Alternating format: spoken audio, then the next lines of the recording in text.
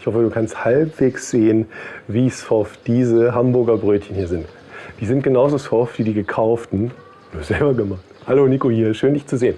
Das wird heute mein letztes Hamburger Brötchen-Video, weil ich endlich das richtige Rezept rausgefunden habe, wie man genau so softe, super softe Hamburger Brötchen hinbekommt. Bevor ich mich aus der Hamburger Brötchenwelt verabschiede, da zeige ich dir noch, wie ich die gemacht habe.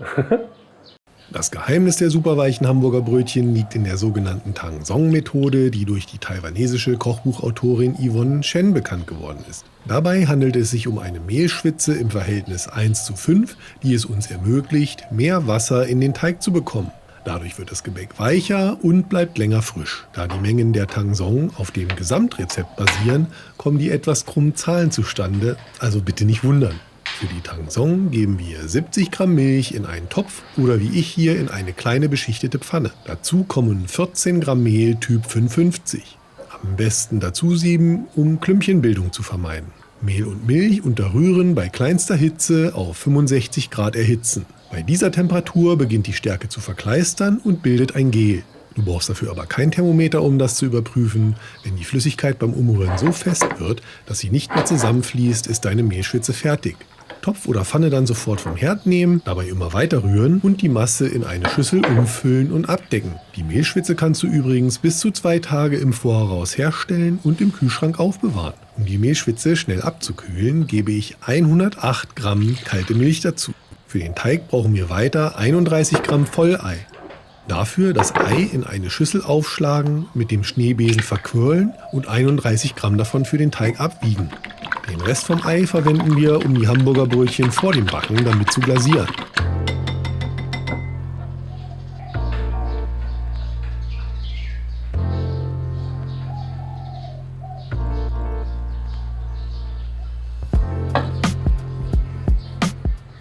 Weiter 10 Gramm Zucker, 4 Gramm Trockenhefe oder 12 Gramm frische Hefe und 17 Gramm Milchpulver dazugeben und mit dem Schneebesen glatt rühren.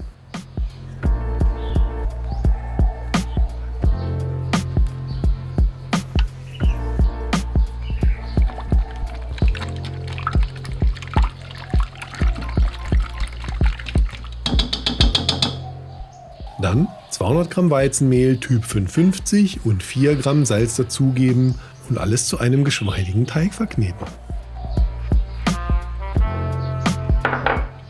Die Zutaten erst mit den Fingern so weit verrühren, bis alles zusammenhält. Dann den Teig mit Daumen und Zeigefingern greifen, hochziehen und umklappen. Das Ganze so lange wiederholen, bis ein glatter, geschmeidiger Teig entstanden ist. Das dauert etwa 10 Minuten. Wie immer stehen alle Zutaten noch einmal unterhalb vom Video in der Infobox. Da ist auch ein Link zum geschriebenen Rezept auf meiner Homepage. Wenn der Teig dann schön geschmeidig ist, kommen noch 25 Gramm weiche Butter dazu. Die Butter auf die gleiche Weise in ca. 5 Minuten in den Teig einarbeiten. Wer eine Küchenmaschine hat, kann das natürlich alles mit der Küchenmaschine machen.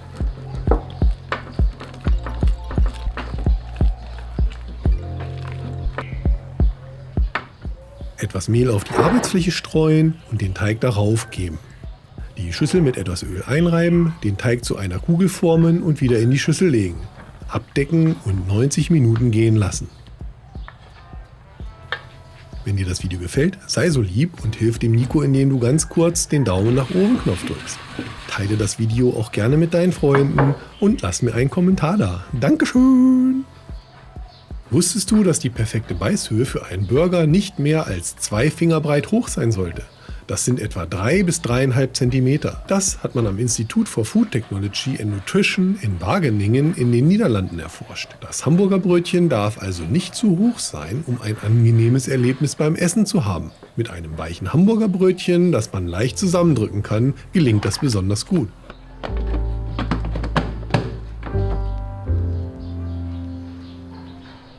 Nach 90 Minuten den Teig auf die bemehlte Arbeitsfläche geben und zu 6 Portionen mit jeweils 80 Gramm abwiegen.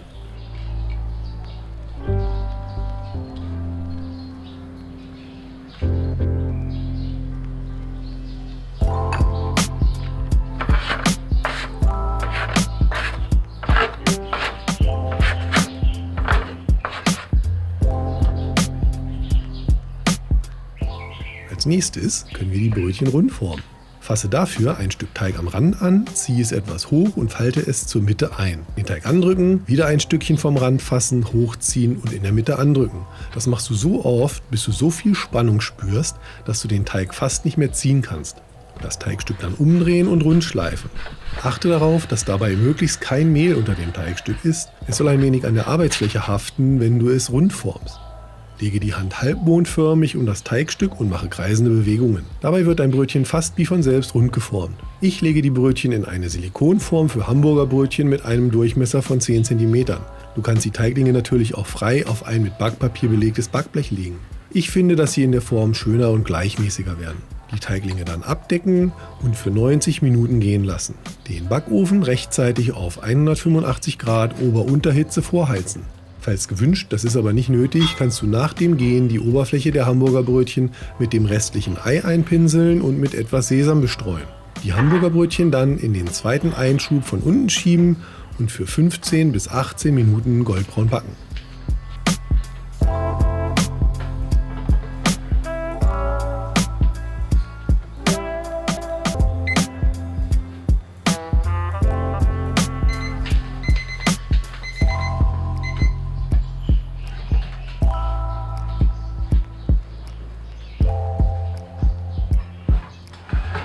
Herausnehmen und auf einem Gitter abkühlen lassen.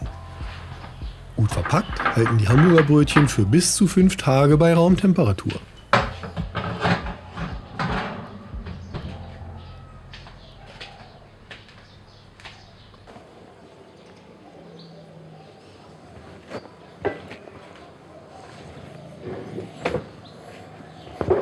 So, ich esse jetzt hier gleich meinen ganz schlichten Burger mit der optimalen Höhe, wenn ich dieses fluffige Brötchen zusammendrücke. Ja?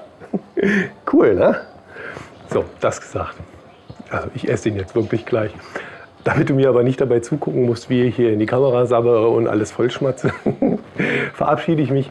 Dankeschön fürs Einschalten. Vielen Dank, dass du mich bis hierher begleitet hast. Vielen Dank für die Unterstützung. Vielleicht sehen wir uns ja gleich wieder in diesem Video hier oder vielleicht in diesem. Das gesagt, der Nico ist weg. Das heißt, lass mir noch einen Daumen nach oben da und dann ist der Nico weg. Tschüss. Hier, die super fluffigsten Hamburger Brötchen der Welt machen gehen. Die sind mega lecker. Du wirst nie wieder welche kaufen wollen, glaub mir. Und du brauchst auch kein anderes Hamburger Brötchen-Video mehr anzuschauen, weil das ist das letzte Hamburger Brötchen-Video. Tschüss.